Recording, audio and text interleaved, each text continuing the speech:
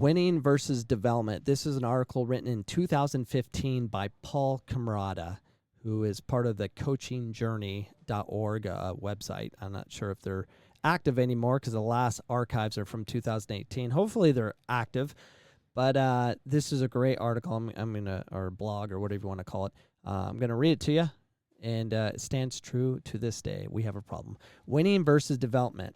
And it goes on saying, win. It becomes a taboo word, that is win, not just in soccer, but in all youth sports. Most recently, the debate has become an issue of coaches choosing winning or development, as if they are mutually exclusive. Coaches who develop players the right way don't have to choose either, or because winning and development go hand in hand, but first you have to understand what winning truly means. The idea we face today that winning doesn't matter, only development, stems from the extreme win-at-all-costs mentality that many involved with any youth sport promote. Because of that extreme, the polar opposite has arisen, where we tell our players that winning doesn't matter, and here is our ultimate issue. Winning matters, but development matters more. Let me say that again. Winning matters, but development matters more. That he hits the nail on the head right there. That's exactly the situation we're in. When I was coaching, like all the time with youth sports, I always had the mentality of I wanted to play a certain way, and I wanted to develop players to develop in such a way that they could handle the ball in any situation in the game. They weren't scared to have it. So therefore, the rest of the game was easy. And the parents would get on me nonstop. When you want to work on tactical, when you want to do fitness, when we're going to do this, and I'm like, until every kid is technically sound with the ball and not scared to have it, and then we can do those things. Because what's the point of playing possession with the ball or playing any system if you have 3 or 4 kids on the field that are scared to have the ball? How do you get them in a situation of not being scared to have the ball? You have to teach them how to manipulate the ball and be able to handle pressure with the ball in a 1v1, 1v2, 1v3 at all times. Just be able to spin, turn, pull back behind, roll and go. And every move I used to teach to get out of that situation, if they could do that, they're not scared to have the ball, and the rest is easy, in my opinion. So that was my focus. And I always had to explain to the parents, I'm like, do you want to win this weekend, or do you want to win a national title? Oh, it's a win a national title. Okay. So we're going to try to win a national title. And they're like, wow, that's not possible. No, it is possible. But the only way that's possible is everyone on this team is not scared to have the ball. And we can dictate the pace of the game. We can control the time frames with the ball. We could slow the game down to snail pace. We can knock the ball. We could really ruin the game for the opposition if they're a big athletic team. But the only way to beat a big athletic team that wants to go straight down your throat every time with the ball is you have to keep the ball. You have to slow it down and not be scared to possess it everywhere. Let's understand that they both matter. There's a score at the end of the game. There is generally a winning team and a losing team in games. There's a reason. However, there are quotations around both those words. What does winning mean after all? Does winning mean having the better score in a U7 league game? Does winning mean a team that goes unbeaten in Division I in their U8 group? In some, yes. For me, winning, or more specific, a winning mentality means players who develop are hungry and determined to give 100% at improving everything they do. Inspire our youth to be hungry and motivated to improve constantly and at whatever they do, and soon the hunger to win games will also develop. Too often, however, we start on the wrong end. Let's first look at the argument of why winning over development survives to this day. And then let's look at what kids think. This is their game after all. By the age of 13, 70% of kids involved in organized sports drop out of the game. Often the reason is that they aren't having fun anymore and they've lost interest. Here's where winning at all costs come to life. After all, when adults take their own personal experience, winning is always equated to fun.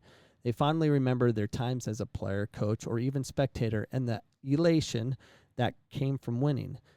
The equation is simple. With the win at all cost mentality, if kids aren't winning, kids will want to drop out because they aren't having fun.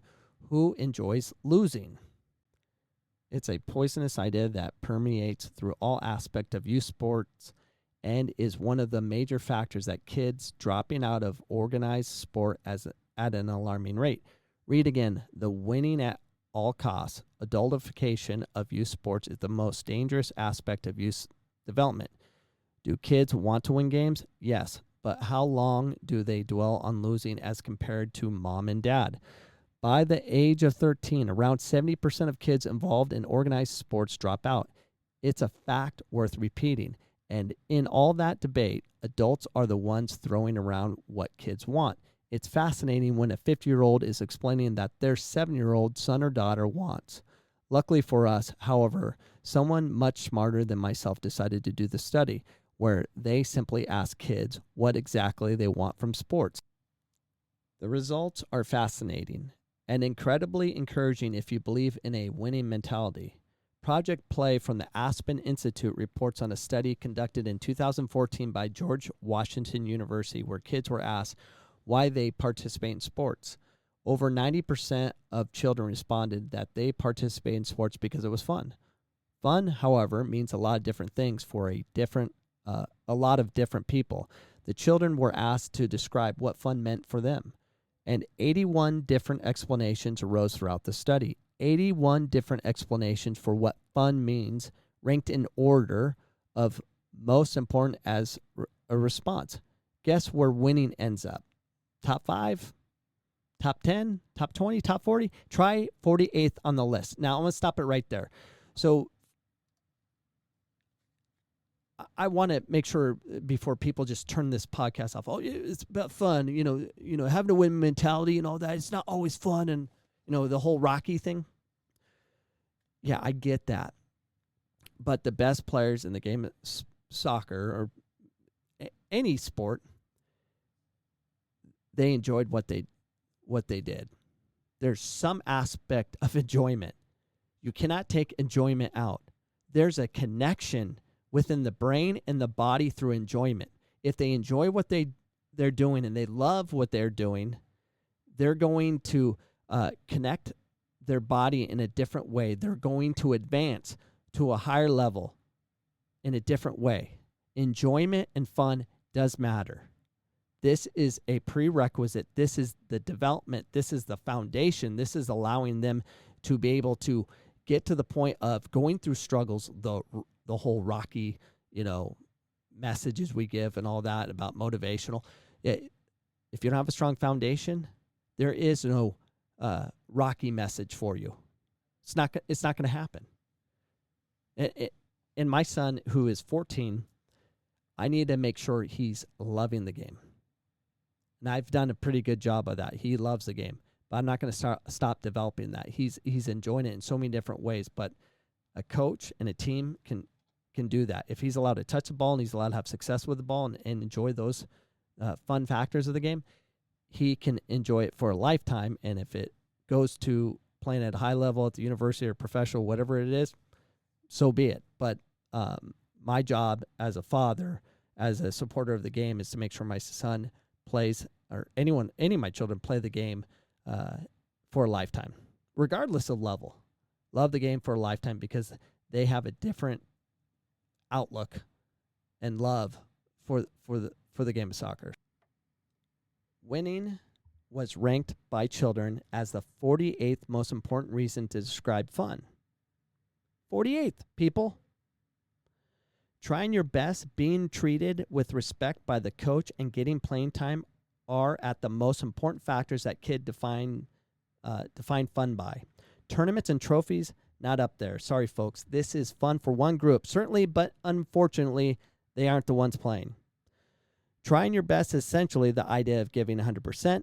It's the winning mentality, and if we can continue to foster it, we are one step ahead of the game in helping to create winners.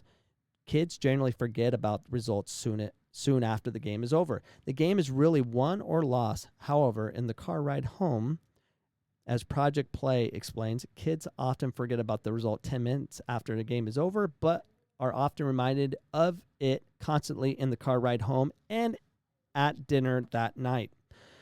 We are responsible for an environment we create for our players and our children. If you think your son or daughter values lies in winning a medal at the end of the year, even if they have, which is often the case in a win-at-all-cost mentality, regressed in technical development or tactical awareness, then you would much prefer playing in Division 5 where your team can win 7-0 every game. You'll get a lot of trophies to put on the mantle piece, but they'll all stop at a certain age. The obsession for short-term success had decidedly destroyed the long-term possibilities for players. Instead of harping on the most recent scoreline in your league game, why not watch the game and see where your son or daughter could improve? Why not explain to them, as coaches should be doing also, that they have to strive for perfection within themselves before they worry about perfection manifested in scoreline and results. At 7, we are talking about perfection. No, but we are extolling the values of hard work, a never quit attitude, and always working to get better. That's what perfection is. This is why I keep telling everyone, do math. Focus on every little aspect of their opportunities on the ball. Regardless of position. You should focus on every opportunity on the ball. What do they do with it? Is it successful? Is it a failure? Do they pass the ball forward? Do they pass the ball backwards? Are they dribbling and beat players? I mean, there's so many aspects of the game of soccer that's not being paid attention to by the parents and coaches. It needs to be fixed. Winning is important, but development is more important. Develop the winning mentality. See kids take ownership of their own technical development. Understand that 1 hour of practice a week is not enough, and watch the results come. Eventually is the key word here. Don't expect that this to happen over a course of a week, a season, maybe a year. Development is not a straight line. Ups will come with downs, and development does not mean constant, unchecked progression. Watch your teams and watch how they play. Are they encouraged to play out of the back, pass to the keeper, play the ball on the ground and take chances? Mistakes will happen and games will be lost. Does your team kick the ball as far as they can so the striker can score a lot of goals? Mistakes will be minimized and you will undoubtedly win some trophies. Trust in the teams that play the right way and learn from their mistakes, but don't take my advice for it. I prefer Loreno Ruiz explanation, the man who many claim to be the reason behind Barcelona's playing style. He's quoted by saying, "Let's us say that you and I coach 2 teams with kids that are 10, 11, and 12 years old and are all about equally good.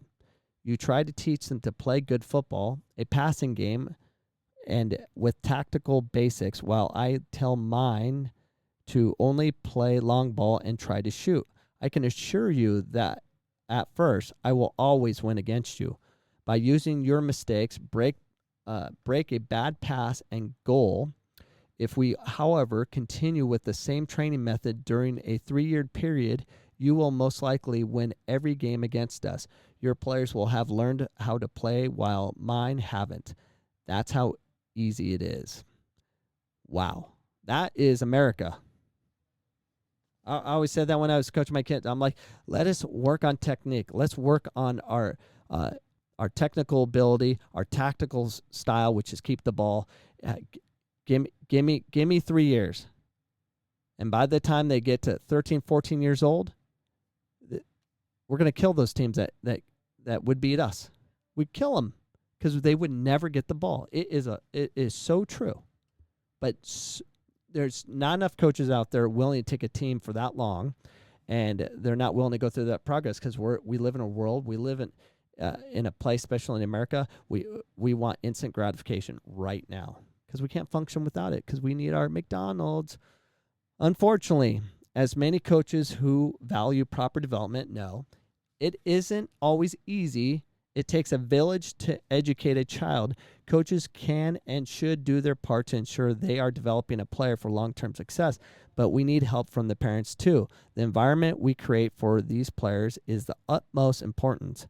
Next time you're watching your son or daughter play, forget the result at the end. The result only serves to guide your player on what they need to do to improve on. Nothing more. I have dozens of trophies and medals from my own days playing sports as a youth, and to be completely honest, I barely remember any of them. As a coach, my fondest memory isn't the victories I've had with different teams, nor is the playoff appearances or tournaments I've been to or ever won.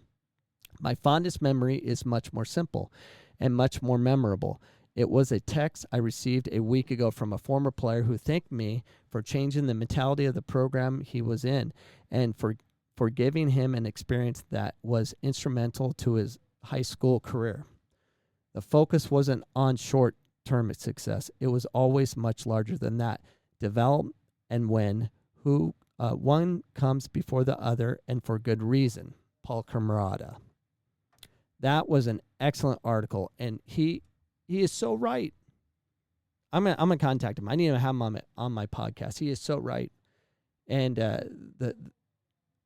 I receive messages from past players that were with me for 3-4 years in the youth system that end up leaving for a better team or whatever, go to college, come back, or send me a message while in their college and just thank me for what I taught them, because the moves and everything I taught are to help kids at the highest level, to be able to do them against anybody. I gave them opportunity, and they can use them. And the problem is when you learn such a creative move to escape pressure, the things I teach, it takes 2-3 years, if not 10 years, to be able to apply.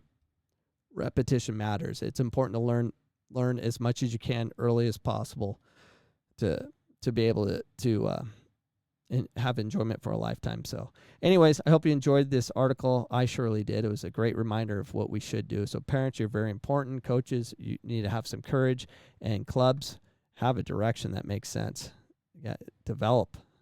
I think I think your club would grow if you focus on that versus, we're part of the MLS Academy or whatever you're claiming your niche is. So anyways, see you guys tomorrow.